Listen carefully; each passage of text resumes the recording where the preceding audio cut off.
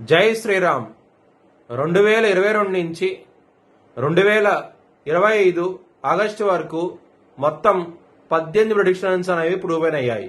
ఇవన్నీ కింద డిస్క్రిప్షన్లో ఇవ్వడం జరుగుతోంది. యుక్రెయిన్ అధ్యక్షుడు జెలెన్స్కీ 2026 జూలై లోపల ఆయన రిజైన్ చేయడం కానివ్వండి, లేకపోతే మరణించడం కానీ జరిగే అవకాశాలు ఎక్కువగా ఉన్నాయి. మీనరాశికి అధిపతి గురు. మీనరాశిలో ఉత్తరాభాద్ర 4 పాదాలు, రేవతి 4 పాదాలు మరియు పూర్వాభాద్ర 4వ పాదం ఉంటుంది. ఈ నక్షత్రం వాళ్ళందరికీ నేను చెప్పే మాస ఫలితాలు వర్తిస్తాయి. ఈ మాసంలో మీనరాశి వారి కుటుంబ పరంగా మాత్రం 27 అక్టోబర్ వరకు చాలా ప్రాబ్లమ్స్ ఉన్నాయి. కుటుంబాధిపతి అయిన కుజుడు అష్టమ స్థానంలో ఉన్నారు. 17 అక్టోబర్ నుంచి సూర్యుడు కుజుడు కలవబోతున్నారు. బుధుడు కూడా అష్టమ స్థానంలో ఉన్నారు మీకు. సో ఈ గ్రహస్థితి ఉండటం మూలంగా 27 అక్టోబర్ వరకు ఫ్యామిలీ పరంగా ప్రాబ్లమ్స్ ఉన్నాయి. దాని తర్వాత ఎప్పుడైతే కుజుడు వృశ్చిక రాశికి వెళ్తారో, నవమ స్థానానికి వెళ్తారో మంచి డెవలప్మెంట్స్ అంటూ ఉంటాయి, చాలా ఆనందంగా ఉంటారు.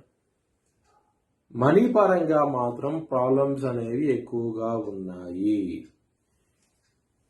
12వ స్థానం రాహు గారు ఉన్నారు. విపరీతమైన ఖర్చులు అనేవి ఎక్కువగా ఉంటాయి. లాభాధిపతి అయిన శని లగ్నంలో ఉన్నారు. 17 అక్టోబర్ సూర్యుడు శని సంఘర్షణ జరగబోతోంది. దీటి ప్రాబ్లమ్స్ మూలంగా మీకు మనీ పరంగా మాత్రం విపరీతమైన ప్రాబ్లమ్స్ ఉంటాయి, జాగ్రత్తగా ఉండండి. విద్యార్థులకి మీ కాన్సన్ట్రేషన్ పవర్ అనేది తగ్గబోతోంది. 19 అక్టోబర్ నుంచి గురువు గారు 4వ స్థానం నుంచి 5వ స్థానానికి వెళ్తున్నారు. మరియు 4వ స్థానం అధిపతి అయిన బుధుడు అష్టమ స్థానంలో ఉన్నారు 24 అక్టోబర్ వరకు.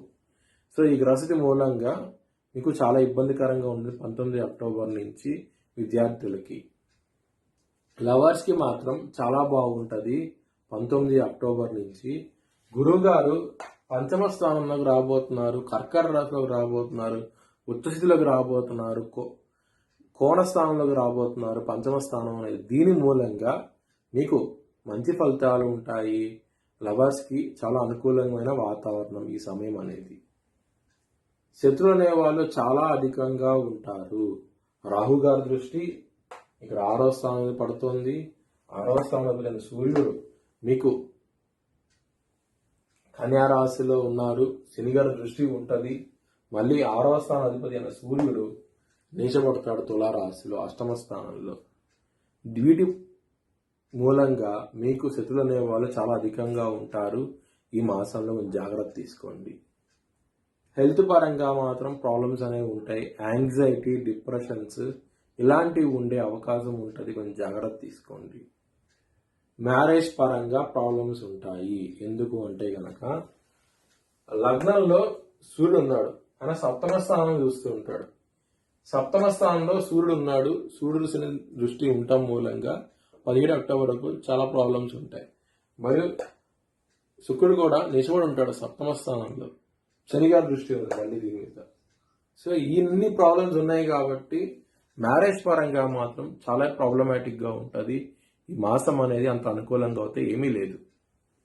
బిజినెస్ పరంగా మాత్రం మీకు 24 అక్టోబర్ నుంచి చాలా బాగుంటుంది. మీరు తీసుకున్న డెసిషన్స్ అనేవి చాలా అనుకూలమైన వాతావరణంగా ఉంటుంది, పాజిటివ్ వేలో వెళ్తుంది, చాలా చాలా ఆనందంగా ఉంటారు. కెరియర్ పరంగా, వృత్తి పరంగా చాలా ప్రాబ్లమ్స్ అనేవి ఉన్నాయి. చాలా జాగ్రత్తగా ఉండండి. శని గారి దృష్టి 10వ స్థానం మీద ఉన్నది. 19 అక్టోబర్ నుంచి గురుగారి దృష్టి 10వ స్థానం మీద ఉండదు. సో శని ఏనాటి శని ఉన్నది. సో ఇప్పటిదాకా ఏదో విధంగా సహాయం అందుతూ ఉన్నది మీకు. 19 అక్టోబర్ నుంచి గురుగారి దృష్టి 10వ స్థానం మీద ఉండదు కాబట్టి 19 అక్టోబర్ నుంచి చాలా ఎక్కువ ప్రాబ్లమ్స్ ఉంటాయి. చాలా జాగ్రత్తగా ఉండండి. ఈ మాసం అంతాను సరిగ్గా లేదు. వృత్తిపరంగా మాత్రం 19 అక్టోబర్ నుంచి ఇంకా ప్రాబ్లమ్స్ అనేవి ఎక్కువ అవుతాయి. పాలిటిక్స్ అనేవి ప్లే అవుతాయి. ప్రాబ్లమాటిక్ గా ఉంటుంది ఈ మాసం అనేది.